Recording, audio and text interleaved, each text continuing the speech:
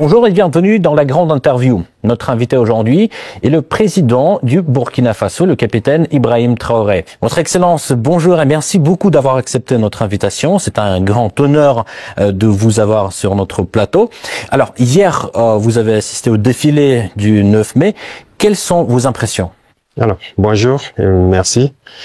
Donc, nous sommes là, ici en Russie, donc, pour la commémoration du 80e anniversaire, donc, de la victoire sur le nazisme.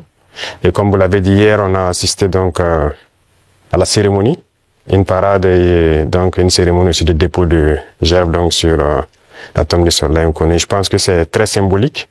Nous avons appris beaucoup de choses au cours donc de ce séjour. Ce n'était pas uniquement une fête, mais c'est une célébration de la victoire d'un nouveau monde. Donc ça a beaucoup de sens pour nous. Mais la qualité du défilé, qu'est-ce que vous en pensez? Oui. C'est comme je le dis, c'était parfait. Parfait, et ça nous a fait apprendre beaucoup de choses. Et quand on fait défiler les engins qui ont gagné la guerre, c'est-à-dire les T-34 jusqu'aux engins modernes, ça nous montre l'évolution donc technologique de l'armée russe. Et ça nous inspire, nous aussi, à nous mettre au travail pour pouvoir nous développer dans le même sens. Est-ce qu'il y avait certaines choses qui vous ont surpris, par exemple? Surpris, toujours, on est toujours surpris quand on voit l'avancée technologique. Et dernièrement, je pense qu'il y a une nouvelle arme qui a fait son apparition dans l'arsenal militaire russe, Oreshnik, qui donc nous avons pu voir passer. Et je pense que ça, c'est très significatif. Quelle est la signification de votre présence en tant que chef d'État africain? Car on sait bien que, eh bien, les Africains ont apporté leur contribution à la victoire des Alliés dans la Seconde Guerre mondiale. Bien sûr, c'est comme je l'ai dit, les Africains et les soldats donc soviétiques ont contribué beaucoup à libérer le monde du nazisme. Et si le monde n'était pas libéré du nazisme, on ne sait pas ce que ça allait devenir. Et en suivant donc les événements, j'ai vu que la Russie, elle seule, a perdu 1 million de soldats sur le sol européen en combattant. L'Afrique aussi a donné, nos ancêtres ont beaucoup combattu sur le théâtre européen, principalement en France, en Belgique, en Italie, pour libérer le monde du nazisme. Donc c'est une histoire commune que nous partageons. Comment s'est déroulée la rencontre avec le président russe? Alors, pour l'instant, nous avons eu des rencontres brèves et dans quelques temps, nous allons avoir un long entretien et ça se passe très bien et vraiment c'est très courtois, c'est amical, c'est fraternel et c'est tout ce qu'on demande donc en matière donc de nouvelles coopérations dans ce monde. Mais comment décririez-vous l'état actuel des relations bilatérales?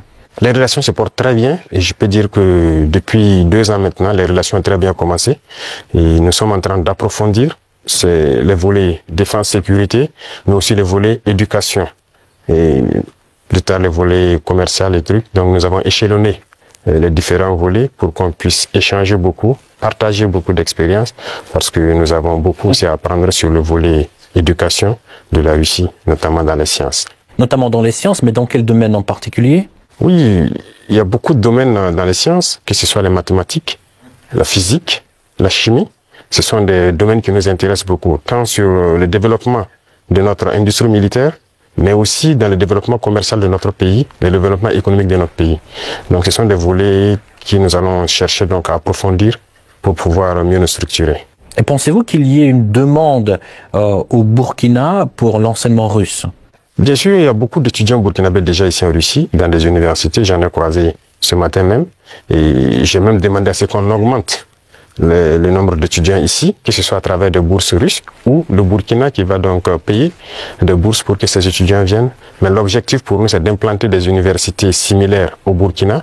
Et comme il y a déjà la maison de la Russie, ça va nous permettre d'aller très vite. D'ailleurs, vous venez de le rappeler, aujourd'hui, vous avez visité l'université russe. Comment s'est déroulée cette visite? Ça s'est très bien déroulé. J'ai eu des échanges fructueux avec le ministre de l'Éducation de la Russie, avec les recteurs et les étudiants, et surtout les étudiants de l'AES qui étudient dans cette université. Et nous avons eu de très bons échanges et on s'est parlé beaucoup de manière scientifique. Voilà. Parlons un tout petit peu de l'économie. Le volume des échanges commerciaux a augmenté de 10 fois en un an. Mais de l'autre côté, ces chiffres-là ne sont pas à la hauteur du dialogue politique. Comment expliquez-vous ce paradoxe? Et surtout, comment booster ces liens dans le domaine du commerce, en fait? Comme je l'ai dit, c'est une nouvelle relation qui commence. Vous savez qu'avec la Russie, depuis les... Pourquoi nouvelle, excusez-moi? Oui, ça recommence, puisqu'il y avait, depuis les années après la mort malheureusement de Sankara, les relations avec la Russie se sont beaucoup estompées. Et là, nous sommes en train de réveiller les relations. L'ambassade s'est installée et les relations commerciales sont aussi au cœur des échanges. Quand je prends, il y a un certain nombre de produits, par exemple burkinabés, qui transitaient par certains pays européens avant d'être vendus en Russie. Aujourd'hui, ces produits sont directement vendus à travers donc des opérateurs burkinabés et des opérateurs russes. Je parle notamment quand on prend l'exemple des mangues.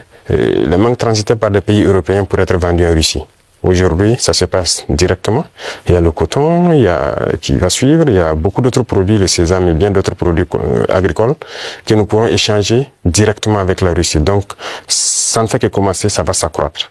Tout à fait. En fait, les prévisions économiques indiquent une croissance de 5,6% en 2025. Alors, quels sont les secteurs clés qui soutiennent cette croissance?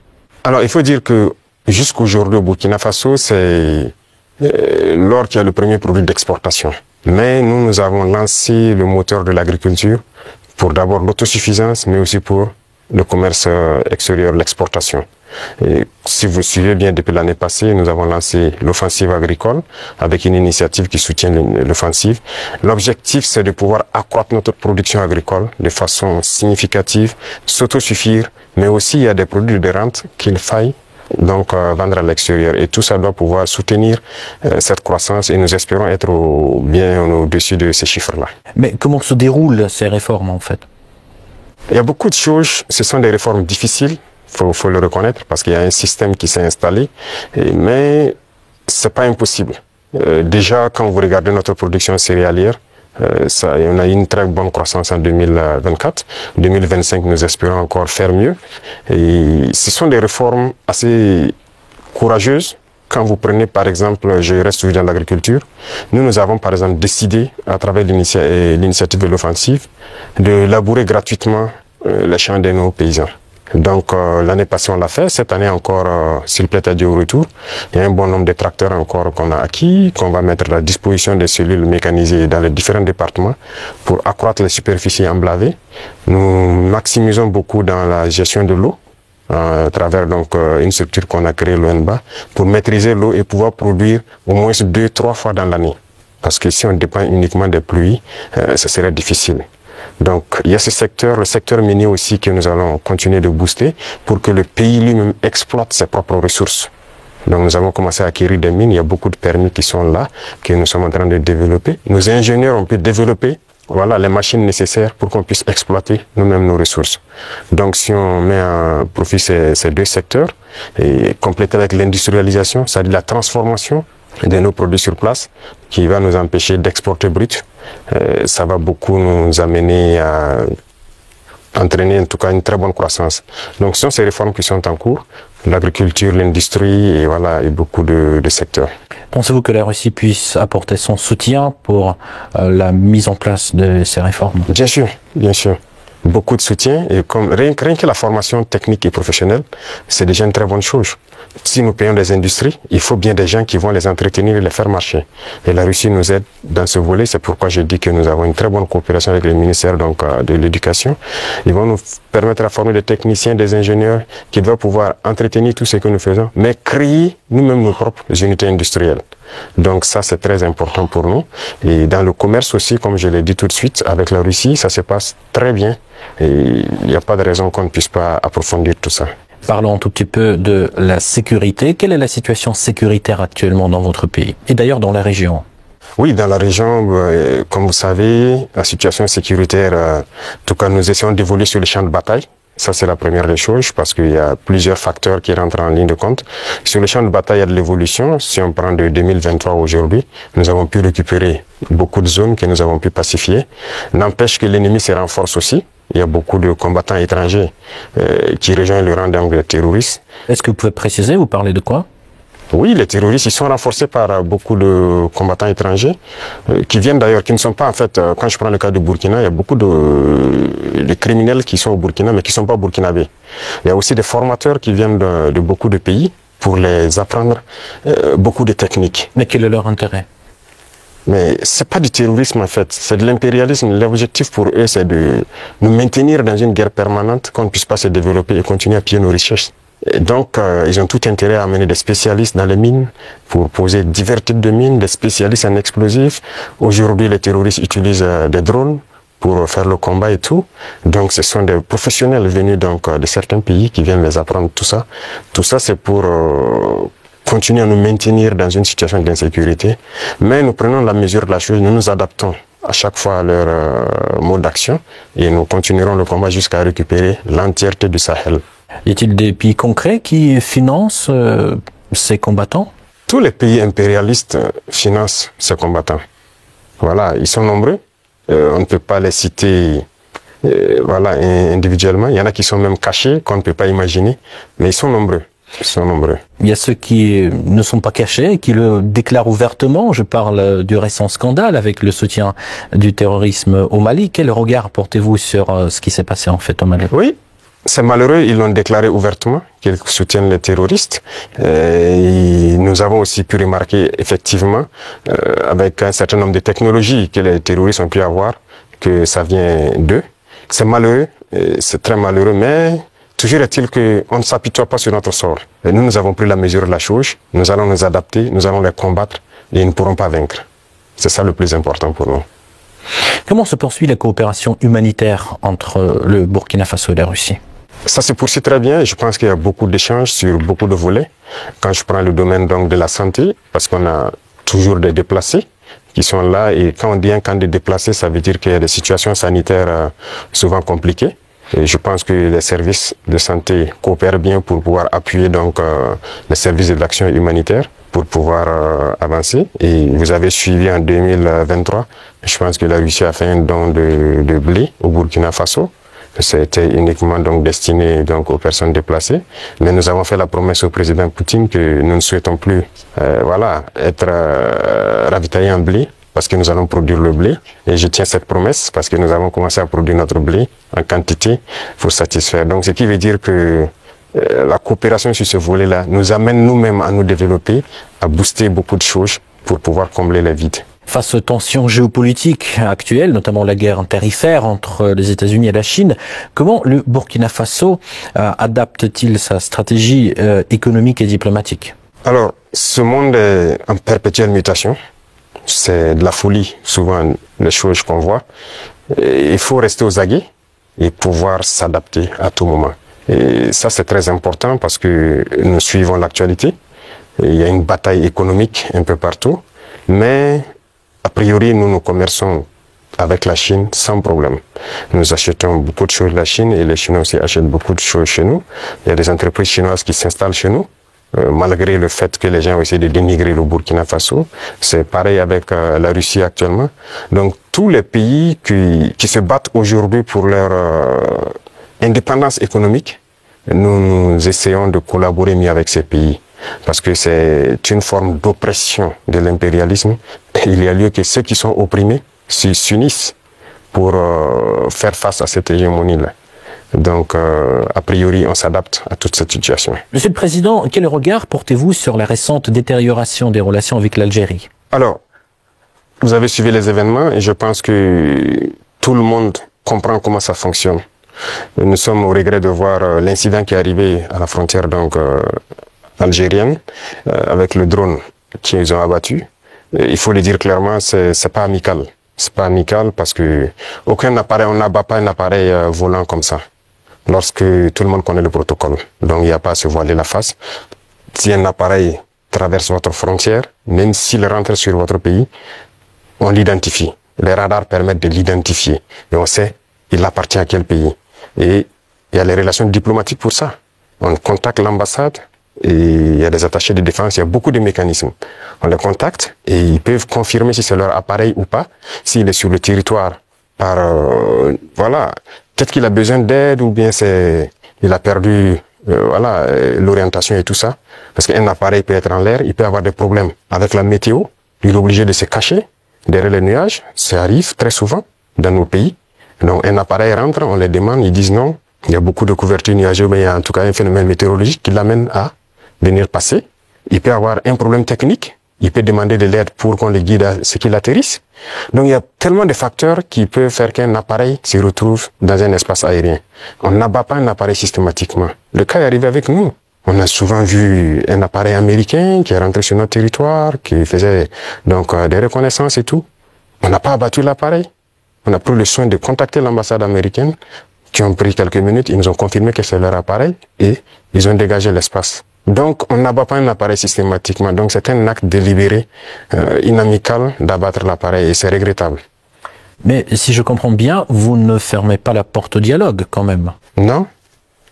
Il faut que les dirigeants comprennent que nous n'avons pas le choix que de nous unir face à cette situation de soi-disant terrorisme. Parce que c'est un phénomène assez complexe. Et je vous dis que le Burkina était assis dans les années 2012 à regarder le Mali.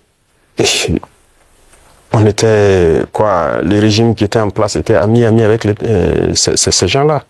Certains vivaient même à Ouagadougou. IAG a vécu à Ouagadougou. C'est la réalité. Mais qu'est-ce qui se passe aujourd'hui? Ils se sont retournés contre nous. Ce pas des gens libres. Ils sont manipulés par les impérialistes et les ordres qu'on les donne, ils donnent à leurs criminels sur le terrain, ils le font. Donc, il faut que chacun comprenne qu'on doit s'unir pour faire face. Il n'y a pas de négociation possible avec ces gens-là. Justement, parlons de cette unité, plutôt cette intégration qui se déroule actuellement au sein de l'AES. Où en est-on actuellement? Ça se passe bien, ça évolue. Nous sommes donc dans la Confédération et comme je dis, il y a beaucoup de choses à mettre en place. Voilà. Et il ne faut pas chercher à aller tellement vite et ne pas bien faire. Donc, nous sommes en train d'aller de manière progressive. Il y a beaucoup de structures à mettre en place. Il y a beaucoup de volets à mettre à niveau dans les trois pays. Parce que vous n'êtes pas sans savoir que sur le point de vue économique, on n'est pas au même niveau. Sur le point de vue militaire, il y a beaucoup de volets. Il faut essayer d'équilibrer. Et donc, ça nécessite la mise en place de beaucoup de structures, beaucoup de rencontres. Et la libre circulation, ça nécessite un certain nombre de paramètres à mettre ensemble. Vous avez dû voir qu'on a fait un gros travail pour aboutir à un document unique de sécurité pour les voyages et tout. Donc, c'est évolutif. Donc, ça se passe très bien. Justement, j'avais une question sur le volet économique. La création de la devise propre à l'AES est-elle toujours à l'ordre du jour? Oui, c'est à l'ordre du jour, forcément. Et donc, le processus continue. Il y a beaucoup de choses, comme dirais-je, beaucoup de billes à caler avant d'y arriver. Mais c'est forcément à l'ordre du jour. On peut, si on parle de souveraineté, forcément, on a besoin de cette souveraineté-là. Voilà, donc c'est impératif. Peut-on s'attendre à l'élargissement de l'AES? Oui, dans le futur. Mais pour l'instant, comme j'ai dit, nous devons harmoniser nous-mêmes beaucoup de choses, mettre en place vraiment les bases, parce qu'il y aura beaucoup de protocoles additionnels, si vous le constatez, pour harmoniser nos politiques, que ce soit les politiques diplomatiques, économiques, voilà. Il y a beaucoup de politiques à harmoniser avant de permettre à ce que quelqu'un puisse s'ajouter. Mais y a-t-il déjà des pays qui s'intéressent à votre format? Oui, des pays s'intéressent. Voilà. Ils pourront être peut-être, je sais pas, pour l'instant le président de la fédération c'est le président malien, il pourra donner son avis sur la question, mais il y a des pays qui s'intéressent, oui. Comment vous expliquez la baisse de l'influence française dans la région? Pas uniquement dans le Sahel, mais aussi dans l'Afrique de l'Ouest par exemple.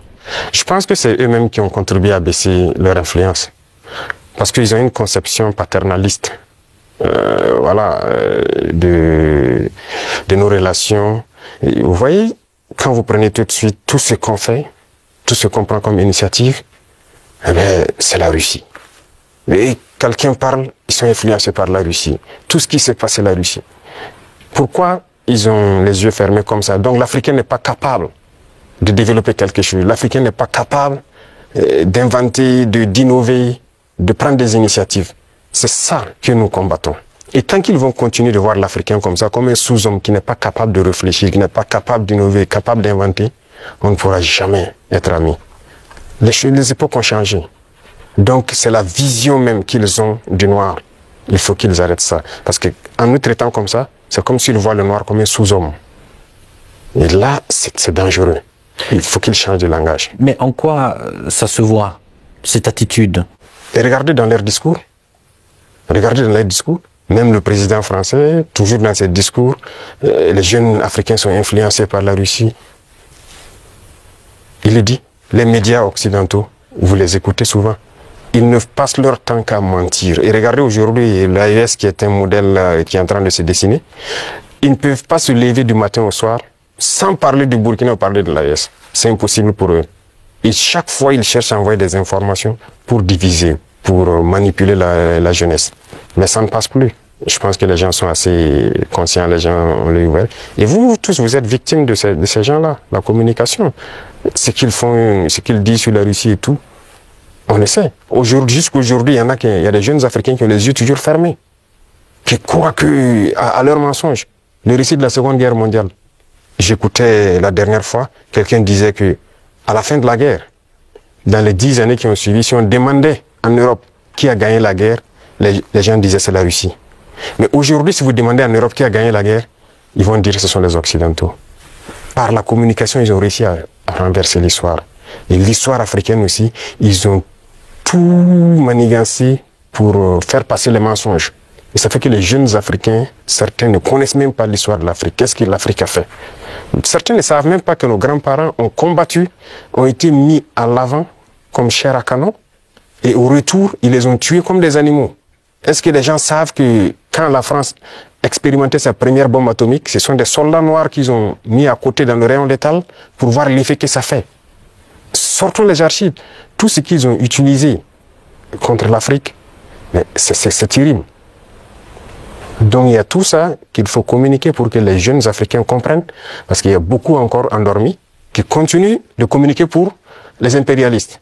Ce qu'ils les disent de dire, ils le font. Peut-être parce que, voilà, ils les donnent quelque chose, je ne sais pas. Mais l'Africain doit comprendre son histoire, se réveiller. Et donc c'est notre combat aussi comme ça. Quel est le rôle des médias dans ce combat, selon vous? Médias indépendants? De chez nous, vous voulez dire? Les médias devraient beaucoup participer à nous aider. Mais vous voyez que nos médias, même, il y a certains médias qui sont des médias impérialistes.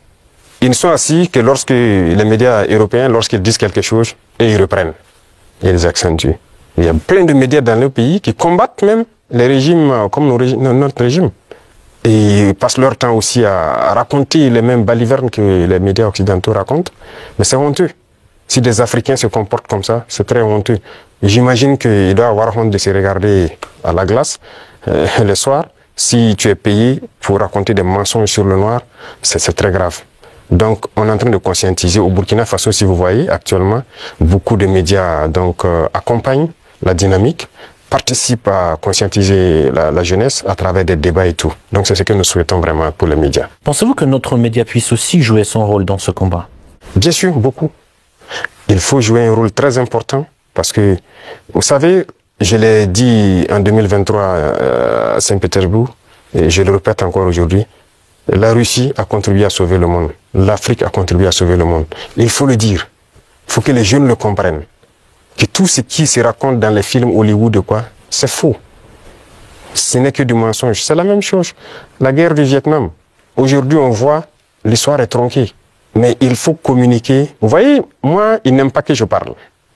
On trouve que je parle trop et tout. Pour que je me taise, pour que eux, ils parlent et que leur version passe. Non. Moi, mon plus grand regret, c'est d'avoir passé une bonne partie de ma jeunesse à écouter des radios comme RFI, France 24. J'ai été dans des pays où ces radios étaient fermées. Mais on prenait des applications, on enregistre leur journal pour écouter. Mais à partir d'un moment, il y a un déclic.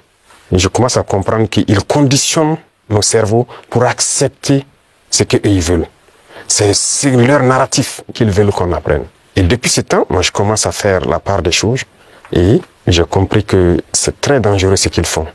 Et aujourd'hui, plus que jamais, je me rends compte qu'ils ont conditionné l'esprit, surtout des Africains. Donc vous pouvez participer beaucoup à éveiller les consciences de la jeunesse pour que les gens comprennent comment fonctionne le monde et ne pas se laisser embarquer par ces gens-là.